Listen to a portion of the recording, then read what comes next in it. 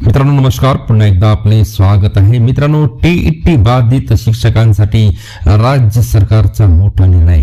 राज्यमंत्री भोयर यांनी केली विधिमंडळात घोषणा. विधिमंडळातून आली ही मोठी अपडेट. जाणून घ्या व्हिडिओच्या माध्यमातून. त्याकरता मित्रांनो हा व्हिडिओला शेवटपर्यंत पहा.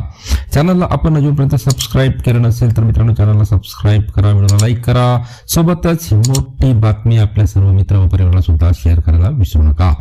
तर मित्रांनो, राज्यातील टीईटी बाधित शिक्षकांच्या संदर्भात राज्य सरकारने एक मोठा निर्णय घेतला आहे. सभागृहात बोलताना राज्याचे शालेय शिक्षण मंत्री पंकज भोयर यांनी मोठी घोषणा केली आहे. राज्यातील टीईटी बाधित शिक्षकांसाठी राज्य सरकारने समिती स्थापन करण्याचा निर्णय घेतला आहे. सुप्रीम कोर्टाच्या निर्णयामुळे टीईटी परीक्षा बंधनकारक झाल्याने 1.5 लाख शिक्षकांवर टांगती तलवार आहे.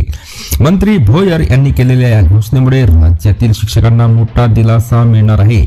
याबाबत राज्यातील शिक्षक संघटनांनी या प्रश्नी सरकारचे लक्ष वेधण्यासाठी आंदोलन केले होते.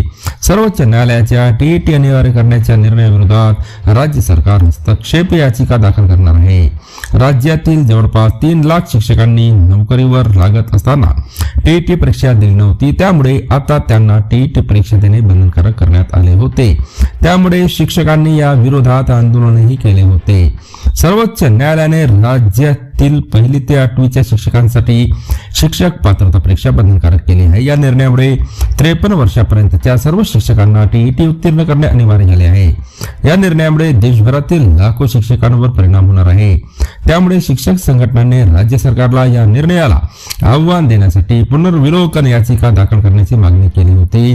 राज्य सरकारने सुप्रीम कोर्टात पुनर्विलोकन याचिका दाखल करावी यासाठी शिक्षक संघटना चांगल्याच आक्रमक झाल्या होत्या. त्यांनी या प्रश्नी रस्त्यावर उतरून आंदोलन केले होते. त्यामुळे राज्य सरकारने आता याबाबत सुप्रीम कोर्टात हस्तक्षेप याचिका दाखल करण्याची तयारी दर्शवली असल्याची मंत्री भोयर यांनी सभागृहात माहिती दिली आहे. राज्य सरकारने शिक्षकांच्या या प्रश्नावर तोडगा काढण्यासाठी हस्तक्षेप याचिका दाखल करणार असून शिक्षण राज्यमंत्री पंकज भोयर यांनी महाधिवक्त्यांशी चर्चा करून सुप्रीम कोर्टात हस्तक्षेप याचिका दाखल करण्याचे आश्वासन सभागृहात दिले.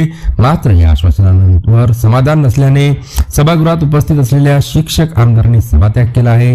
या निर्णयामुळे देशभरातील लाखो शिक्षकांवर परिणाम होणार आहे. पुन्हा भेटूया मित्रांनो नवीन अपडेटसह पुढच्या व्हिडिओमध्ये. धन्यवाद.